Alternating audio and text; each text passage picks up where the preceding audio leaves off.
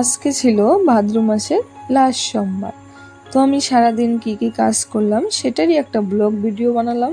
আশা করি তোমাদের সকলেরই খুবই ভালো লাগবে। তো প্রত্যেক দিনের মতো ঘুম থেকে উঠে সকালে বাসি কাজ সব সেরে তো চলে গেছিলাম একটু রাস্তায়। দেখলাম বাবা কি কাজ করছে ওখানে। তারপর আমি বাড়িতে চলে আসছি, আইসা ভাত বসাই দিছি।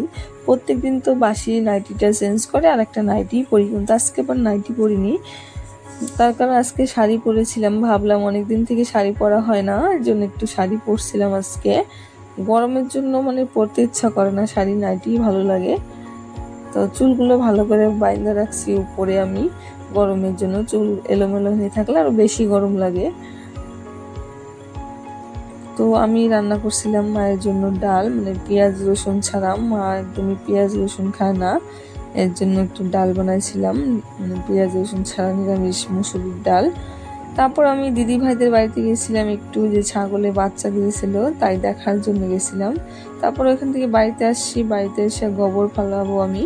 তো গরুর ঘরটা আমাদের অনেকটাই বড়, তাই মশারিটা ঘর ভর্তি করে আর কি বানানো হয়েছে, ঘরটা যতটুক অতটুক করে বানানো হয়েছে। তো এখন তো আর গরু নেই, দুটা গরু, তো মশারিটা কি করবে, তো কাটা যাবে না, জন্য ঘরের মধ্যে পুরাটাই টানাই দিয়েছে।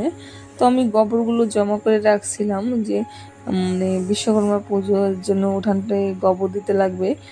উঠানটা অনেকটাই বড়, গোবর অনেকটাই লাগে, এর জন্য অনেক গোবর জমা করে রেখে দিছিলাম আমি, 2-3 দিনের গোবর।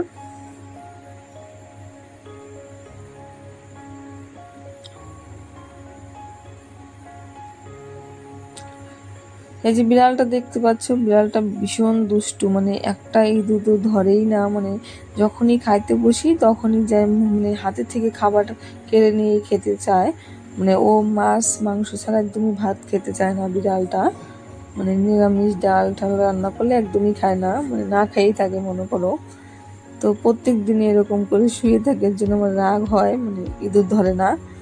তো যে আমি জামা কাপড়গুলো ধুয়ে মেলে দিয়েছিলাম, আবার যে ভাদ্র মাসে নাকি চাল পিঠে খাইতে লাগে, এর জন্য আবার চালগুলো ভিজায় রাখছিলাম আমি, পিঠে বানাবো দেখে যে চালগুলো গুঁড়ো করছিলাম আমি। ঢেকি, এটা আমাদের বাড়ির ঢেকি, আমি এখানে গুঁড়ো করি। তো যে আমার একটা ভাইস্তা ছিল, ও আসছিল আমাকে হেল্প করার জন্য। ও আবার বলছিল, কাকি আমি একটু তোমাকে একটু পা দিয়ে পাড়ায় দিই। তা আমি ভাবলাম দেখ। তারপর চাল গুঁড়ো করতে করতে সন্ধ্যায় হয়ে গেছিল, আমাদের দিদি ভাই আসছিল, দুজনে মিলে চালগুলো গুঁড়ো করছিলাম। তো মা ওদিকে রেডি করে দিতেছিল, এদিকে বাবা আবার মাংস নিয়ে এসেছিল পিঠা দিয়ে খাওয়ার জন্য, সাদা পিঠা দিয়ে খাবে। একদিকে দিদি ভাই পিঠা বানাচ্ছে, একদিকে আমি আবার রান্না করতেছিলাম। তো দুজনে দুই দিকে বসে দুই উনানে রান্না করছিলাম। পিঠেগুলো এত সুন্দর হয়েছিল না, কি বলার মতো না, খুবই সুন্দর হয়েছিল যে পিঠাগুলোকে। আমরা তো সাদা পিঠা বলি, তোমরা কে কি পিঠা বলো জানি না। ভীষণ খেতে ভালো লাগে পিঠেগুলো।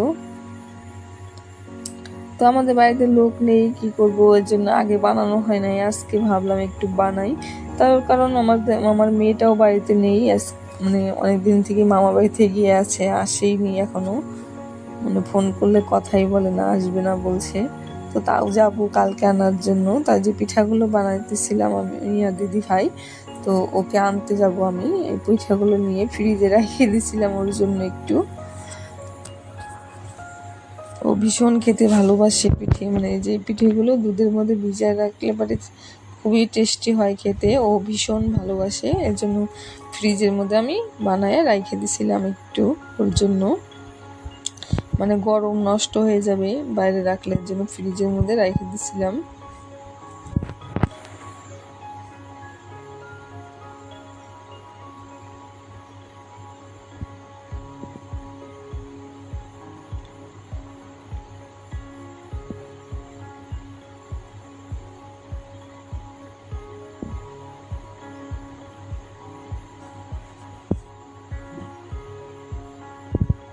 একদিকে আমি মাংস রান্না করছি, একদিকে দিদির ভাই পিঠা বানাচ্ছে।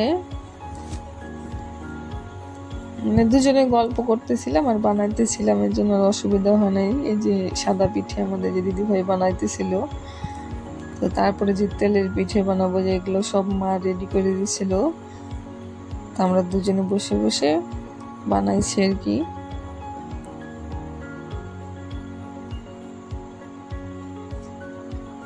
পিঠেগুলো না খুবই সুন্দর ফুল ছিল, মানে গোল গোল হয়েছিল, খুবই সুন্দর হয়েছিল দেখতে। মানে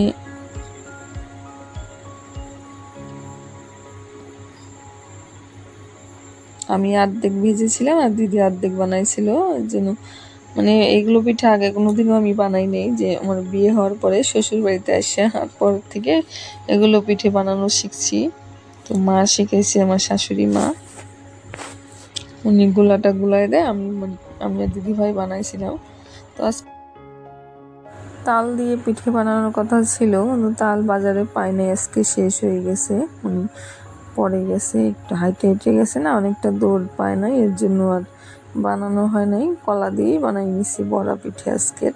সবগুলো পিঠে আমি বানাইছি। বলো তো কেমন হয়েছে দেখতে, কমেন্ট